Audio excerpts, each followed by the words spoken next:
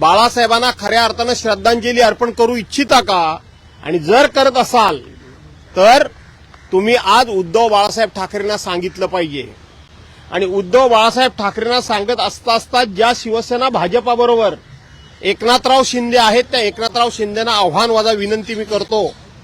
तुम्ही भारतीय जनता पार्टीला सांगितलं पाहिजे की केंद्रामध्ये आम्ही तुमच्या सरकारला पाठिंबा दिलेला आहे, आम्ही तुमच्याबरोबर राहू.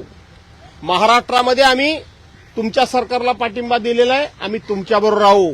पण हे वर्ष हिंदू हृदय सम्राट शिवसेना प्रमुख माननीय बाळासाहेब ठाकरे यांचं जन्मशताब्दी वर्ष आहे. आणि म्हणून आम्ही मुंबईवर हा शिवसेनेचा भगवा झेंडा फडकला पाहिजे आणि बाळासाहेबांचे वारसदार असलेल्या उद्धव बाळासाहेब ठाकरेंच्या म्हणजेच खऱ्या शिवसेनेचा झेंडा फडकला पाहिजे. त्यामुळं आम्ही आमचे राजकीय मतभेद बाजूला सारून आम्ही शिवसेना प्रमुखांना खऱ्या अर्थानं श्रद्धांजली अर्पण करण्याकरता म्हणून उद्धव बाळासाहेब ठाकरे जो उमेदवार देतील त्याला आम्ही मदत करू, हे सांगण्याचं धाडस एकनाथराव शिंदेनी दाखवलं पाहिजे. हे धाडस भास्कर जाऊ असतं तर नक्की दाखवलं असतं.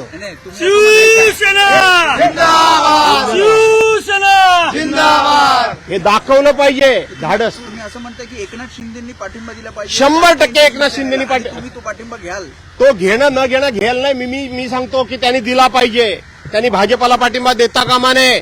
बाळासाहेबांचे तुम्ही खरे वारसदार म्हणून सांगत असाल, बाळासाहेबांच्यामुळे आम्ही घडलो, बाळासाहेबांच्यामुळे आम्ही इथं आलो म्हणून सांगत असाल तर बाळासाहेबांच्या जन्मशताब्दीच्या वर्षाच्या दिवशी तुम्ही तुमचा मान सन्मान गर्व अधिकार अहंकार मान अपमान हा बाजूला सारून पाठिंबा बाळासाहेबांच्या जन्मशताब्दी वर्षी बाळासाहेबांच्या शिवसेनेचा झेंडा फडकवण्याकरता तुम्ही कमीपणा घेतला पाहिजे.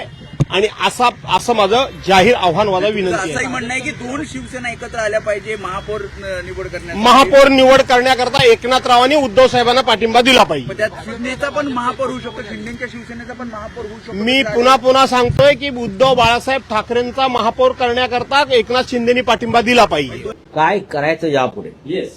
शिंदेचा पाठिंबा घेणार नाही. ते हवं की पक्ष विचार करेल. एवढे शिवसेनेवरती वाईट दिवस आलेले नाही. सत्ता मिळाली नाही म्हणून आमचा जीव तडफडत नाही, आम्ही कळवळत नाही. बरं का? भारतीय जनता पक्षाला जी सत्तेची राक्षसी हाव सुटलेली आहे ती तुम्हाला दिसते. ज्या पद्धतीने त्यांनी निवडणुका लढवल्या जिंकल्या पैशाचा वापर करून, हा काय बाळासाहेबांचा विचार नव्हता.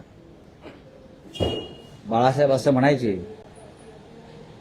अगदी स्पष्ट बोलायचं तर अशा प्रकारचं राजकारण जेव्हा त्यांना घृणा यायला लागली, यांच्यापेक्षा वेशा परवडल्या नाही. हा बाळासाहेबांचं शब्द आहे आणि ते रेकॉर्डवरती आहे.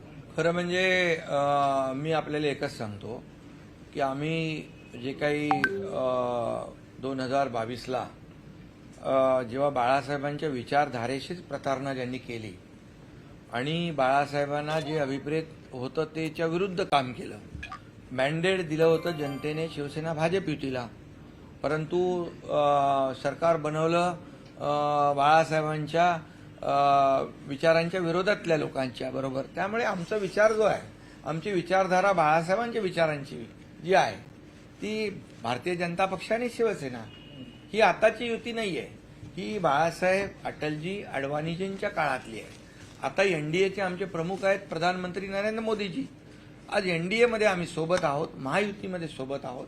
त्यामुळे विचारधारेबरोबर आम्ही जाणार. आता दोन ठाकरे बंधू एकत्र आहे, त्यामुळे काय अडचण आहे का? असं प्रस्ताव पुढे आला किंवा काही वेळ पडली? कुठला काय प्रस्ताव? आम्हाला कोणाच्या प्रस्तावाची गरज काय?